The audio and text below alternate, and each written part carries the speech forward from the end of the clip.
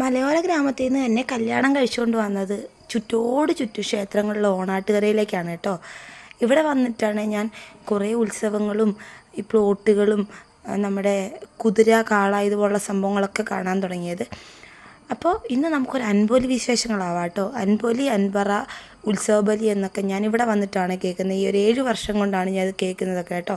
അപ്പോൾ നമ്മുടെ വീടിൻ്റെ തൊട്ടടുത്ത് ഒരു മെമ്പറുടെ വീട്ടിൽ വർഷങ്ങൾക്ക് ശേഷം അൻപൊലി നടക്കുന്നതെന്ന് പറഞ്ഞ് നമുക്കെല്ലാവർക്കും ക്ഷണം ഉണ്ടായിരുന്നു കേട്ടോ. ഈ നാട്ടുകാർക്ക് എല്ലാവർക്കും ഉണ്ടായിരുന്നു. ഇത് കാണുന്ന സമയം ഒരു 9 മണിയാണ് കേട്ടോ. 8:30 തുടങ്ങുമെന്ന് പറഞ്ഞിട്ട് ഇത് തുടങ്ങിക്കഴിഞ്ഞപ്പോൾ തീർന്നപ്പോൾ ഒരു 12 മണിയായിട്ടുണ്ടായിരുന്നു കേട്ടോ. 7:30 സ്വീകരണം ഉണ്ടെന്ന് പറഞ്ഞിട്ടുണ്ടായില്ല. അപ്പോൾ എന്താണെന്നൊന്നും എനിക്കറിയില്ല കേട്ടോ. ഇതേ അമ്മ വന്നിട്ടുണ്ട്.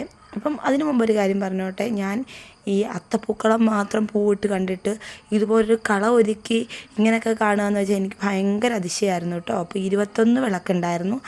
അപ്പോൾ ഇത്രയൊക്കെ പറഞ്ഞു തരാനേ എനിക്കറിയത്തുള്ളൂ. ഇതിൻ്റെ പിന്നിലെ സംഭവം ഒന്നും അറിയത്തില്ല. പറയുണ്ടായിരുന്നു അവിടെ അമ്മ വന്നിങ്ങനെ കളിക്കും ജീവതയും കൊണ്ട്. ഇതൊക്കെ നമ്മുടെ നാട്ടിലൊന്നും അങ്ങനെ സുലഭമായി കാണുന്നൊരു സംഭവം, സുലഭം എന്നല്ല, ഞാൻ കണ്ടിട്ടില്ല.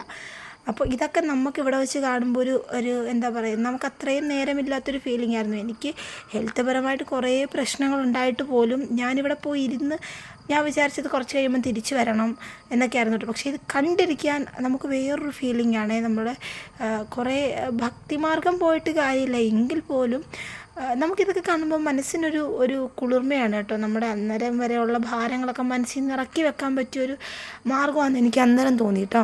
അപ്പോൾ ഇത് ഒരു വീട്ടിൽ നടത്തണം എന്നുണ്ടെങ്കിൽ നല്ല ചിലവുണ്ട്. അതിന് വ്രതം അങ്ങനെയുള്ള കാര്യങ്ങൾ കുറേ ഉണ്ട് കേട്ടോ.